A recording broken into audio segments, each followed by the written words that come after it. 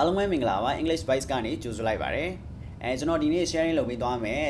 စကားပြောပုံစံလေးကတော့ be going to plus by 1ဆိုတဲ့ပုံစံလေးပေါ့နော် be ဆိုတာကျွန်တော် by 2 be ကိုပြောတာ be going to by 1ဆိုလို့ရှိရင်ကျွန်တော်တို့ကတခုခုကိုလောက်တော့မလို့ပြောချင်တဲ့ခါမှာတောင်းတာဒီနေရာမှာကျွန်တော်တို့က going ကိုတွားနေတယ်လို့ကျွန်တော်တို့ဘာသာပြန်လို့မရဘူးပေါ့နော် be going to တွေးလိုက်တာနဲ့တခုခုကိုလောက်တော့မလို့ဆိုတာလေးကျွန်တော်တို့တည်ထားရမယ် okay ဆိုတော့ဒါလေးကိုသုံးပြီးတော့ကျွန်တော်တို့ဘယ်လိုမျိုးစကားပြောတဲ့ခါမှာသုံးလို့ရလဲဆိုတာကျွန်တော်တို့ကြည့်ကြည့်အောင်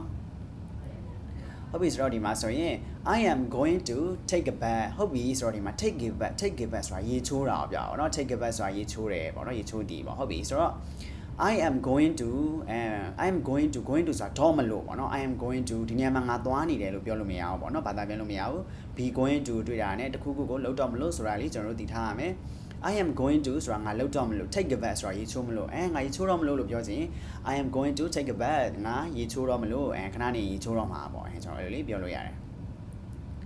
ဟုတ်ပြီဆိုတော့နောက်တစ်ခုကကြတော့ I am going to visit Bagan I am going to ဆိုတာတော့မလို့ visit ဆိုတာအလဲပတ်သွားတာကိုပြောတာ I am going to visit Bagan ငါ Bagan ကိုအလဲသွားမလို့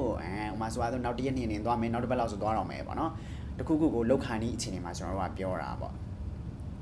ဟုတ်ပြီဆိုတော့နောက်တစ်ခုကကြတော့ I am going to study Chinese Chinese ဆိုတာ Chinese ဘာသာစကားပေါ့နော် I am going to study Chinese ငါတရုတ်စာလေ့လာတော့မလို့တရုတ်ဘာသာစကားလေ့လာတော့မလို့ဥပမာကိုကဂျပန်ဘာသာစကားကိုလေ့လာတော့မလို့ဆိုရင် I am going to study Japanese ကိုကအင်္ဂလိပ်စာကိုလေ့လာတော့မလို့အင်္ဂလိပ်သင်တဲ့တက်တော့မလို့အဲ့လိုမျိုးပြောချင်တယ်ဆိုရင် I am going to study English ပေါ့ကျွန်တော်တို့အဲ့လိုလေးပြောလို့ရတယ်ဟုတ်ပြီဆိုတော့နောက်တစ်ခုကကြတော့ I am going to watch a movie movie ဆိုတာရုပ်ရှင်ပေါ့နော်ရုပ်ရှင်ဗီဒီယို I am going to watch a movie ဆိုတော့ငါရုပ်ရှင်ကြည့်တော့မလို့ခဏနေငါကြည့်တော့မှာပေါ့အဲ့လိုမျိုးကျွန်တော်တို့ပြောလို့ရတယ်တခုခုကိုလောက်ခါနေပေါ့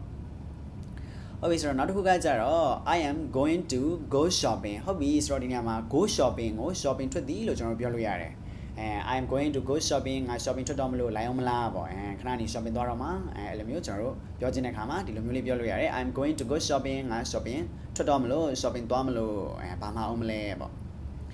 ဟုတ်ပြီဆိုတော့ကျွန်တော်တို့ကတခုခုကိုလောက်ခါနီးတခုခုကိုလောက်တော့မလို့ပြောချင်တဲ့ခါမှာကျွန်တော်တို့က be going to but one ဆိုတဲ့ speaker ပုံစံလေးကိုသုံးပြီးတော့ကျွန်တော်တို့ပြောလို့ရတယ်